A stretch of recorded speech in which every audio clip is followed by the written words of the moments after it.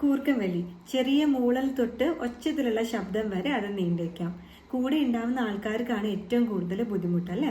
കാരണങ്ങൾ പലതാകാം. അതായത് അമിതമായിട്ട് സ്ലീപ്പിംഗ് പിൽസ് കഴിക്കുന്നവർക്കോ അല്ലെങ്കിൽ അസിഡിറ്റി പോലുള്ള കണ്ടീഷൻസ് ഉള്ളവർക്കോ, അതുപോലെ തന്നെ കുട്ടികൾക്കാണെങ്കിൽ അഡിനോയിഡ്സ്, പിന്നെ മൂക്കിൽ ദശ വളർച്ച, അമിതവണ്ണം, പിന്നെ കൂടുതൽ സ്ട്രെസ്സും ടെൻഷനും ഒക്കെ അനുഭവിക്കുന്ന ആൾക്കാർ, മദ്യപാനം, പുകവലി, അലർജി, ലാക്ടോസ് ഇൻടോളറൻസ് എന്നിങ്ങനെ പല കാരണങ്ങളാകാം. അപ്പോൾ ഓരോ വ്യക്തിയുടെ കൂർക്കം വലിയുടെ പ്രധാന കാരണം എന്താണെന്ന് മനസ്സിലാക്കിയിട്ട് മാത്രമാണ് നമ്മൾക്ക് അവർക്ക് സജഷൻ പറഞ്ഞു കൊടുക്കാൻ സാധിക്കുക.